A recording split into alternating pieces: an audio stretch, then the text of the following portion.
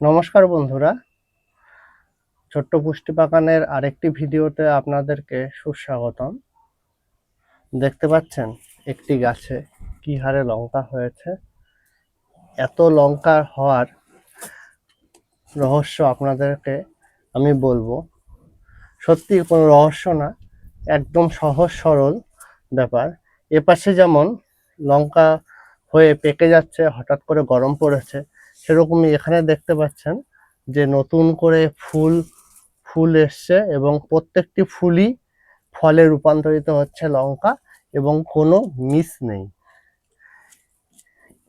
দেখুন কত লঙ্কা একটি গাছে, এখানে প্রায় 1-150টি লঙ্কা হবে। এবং গাছটির সাইজটি দেখুন, এটি একটি গাছ। তা আপনারা একটা জিনিস সবসময় মনে রাখবেন, যে যেমন আমরা যেমন শুদ্ধ এবং বিনা রাসায়নিকের খাবার খেলে সুস্থ থাকি এবং ভালো থাকি, গাছেদের ক্ষেত্রেও সেরকমই। যদি তারা পরিষ্কার খাবার পায় এবং রাসায়নিক মুক্ত, তাহলে রেজাল্ট খুব সুন্দর দেয়। সেটা কিভাবে করবেন?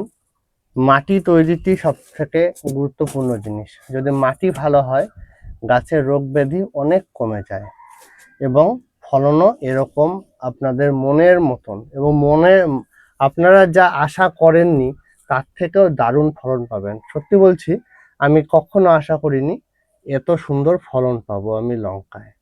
এরকম 2টি গাছ বাড়িতে থাকলে আর লঙ্কা গাছের প্রয়োজন নেই। এই যে দেখতে পাচ্ছেন লঙ্কার সাইজগুলো কত বড় বড়। দেশি লঙ্কা, দেশি ভ্যারাইটির ওপরেও নির্ভর করে ফলন।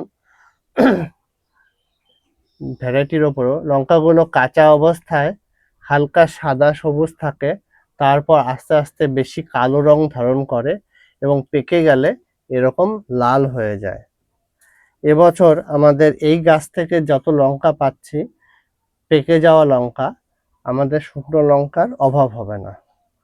আমরা ডাল এবং বিভিন্ন রকম তরকা জাতীয় সবজিতেই এই শুকনো লঙ্কা ফোড়ন দিয়ে থাকি। তাছাড়া আমরা শুকনো লঙ্কা বিশেষ খাই না। তা যা বলছিলাম, মাটি তৈরিটি আসল জিনিস। মাটি যখন তৈরি করবেন, তখন মাটিটি যে কোনো মাটি নেবেন, লেয়ার বাই লেয়ার মাটি রাখবেন। মাটির ওপরে রাখবেন হচ্ছে বিভিন্ন রকম শাক সবজির খোসা, জঙ্গল। তার ওপরে আবার মাটি দেবেন, একটা সর্ষের খোলের ঘোল ওপর দিয়ে ছিটিয়ে দিতে পারেন। তার উপরে আবার লোকাল মাছের ওয়েস্ট দেবেন। যে সকল জ্যান্ত মাছ বাজারে কেটে বিক্রি করে, তাদের যে নাড়ি ভুড়ি আঁশ এবং কাঁটা থাকে, সেগুলো 4-5 কেজি মাঝখানে দিয়ে দেবেন। এভাবে বারবার বিরিয়ানির মতন রিপিট করবেন এবং সবশেষে জিনিসটির ওপরে ভাতের মাড় দিয়ে 2-3 দিন 4 দিন পর পর ভিজিয়ে রাখবেন। ভাতের মাড়ে বিভিন্ন রকম ব্যাকটেরিয়াকে টেনে আনার ক্ষমতা রয়েছে। এই বাতাসে বিভিন্ন রকম উপকারী ব্যাকটেরিয়া রয়েছে, যেগুলো ভাতের মাড়ে যে শর্করা থাকে সেগুলো টানে চলে আসে। এবং তারপর কি হবে, আপনি এই পাত্রটিকে বন্ধ করে রাখবেন। পাত্রটিকে বন্ধ করে রাখবেন ঢাকনা দিয়ে, কোনো দুর্গন্ধ ছড়াবে না। এবং 1 মাস পরের থেকে কি করবেন, এই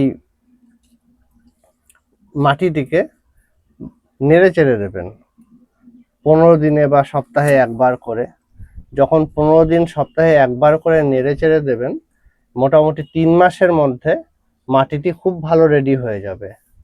তারপর মাটিটির ওপরে হালকা অল্প চুন ছেটাতে পারেন। চুন ছেটালেই ভালো হয়, চুন একটু অ্যান্টিব্যাকটেরিয়ালের কাজ করে, আমি তাই করি। এগ্রিকালচারাল দোকানে ম্যাগনেসিয়াম সালফার এবং ক্যালসিয়াম কার্বনেটের একটি চুন কিনতে পাওয়া যায়, 70-80 টাকার মতন নেয় দাম 1 কিলো।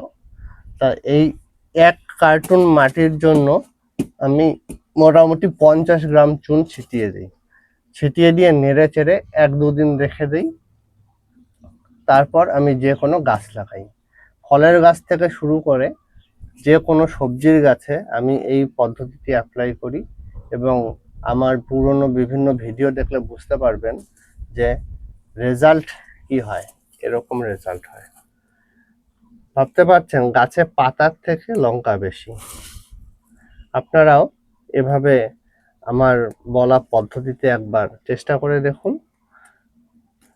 আমিও বিভিন্ন জায়গার থেকে বিভিন্ন ট্রিক্স ফলো করার চেষ্টা করি, আপনাদের কাছে পৌঁছে দেই, এবং আমি অনেকদিন থেকেই এই ট্রিক্সটি ফলো করছি মাটি বানানোর।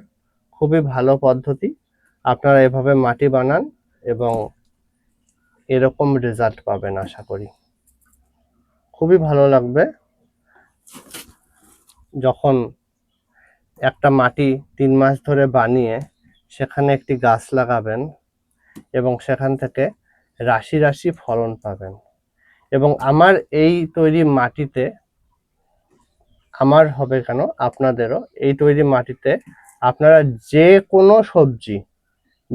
কোনো সবজি লাগাবেন এবং একটি জায়গায় 2টি গাছ লাগাবেন, ভ্যারাইটিস রকমের, এবং ফল পাবেন। তার প্রমাণ দেখাচ্ছি। দেখুন এইটুকু সময়ে কতগুলো লঙ্কা ওঠানো হলো, আর এই সব লঙ্কা আমি ওঠাবো আজকে। এই সব লঙ্কা ওঠাবো। সব লঙ্কা ওঠানোর পরে আমি আরো কিছু সবজিও হারভেস্ট করব। আপনাদের বাড়িতে যে ছাদ ফাঁকা রয়েছে, ছাদ নষ্ট হবে না, আপনারা মরে যাবেন, ছাদটাও কিছু হবে না। আমরা যারা ছাদের মায়া করি, আমরাই যদি না থাকি বাড়ির ছাদ দিয়ে কি হবে? আর বাড়ির আমাদের সন্তানদের যদি যোগ্যতা থাকে, তারা নিজেরাই বানিয়ে নেবে আরেকটা বাড়ি।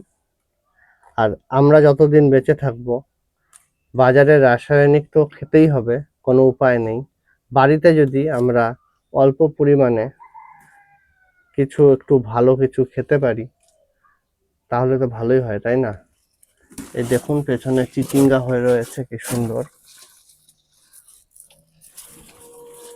এই দেখুন চিচিঙ্গা এপাশে হয়ে রয়েছে, তারপরে এ পাশটাতে একটা চিচিঙ্গা হয়ে রয়েছে। এরকম সুন্দর সুন্দর ফলন পাওয়া যায় এবং মনটাও ভালো লাগে যখন আমরা এরকম সুন্দর ফলন পাই।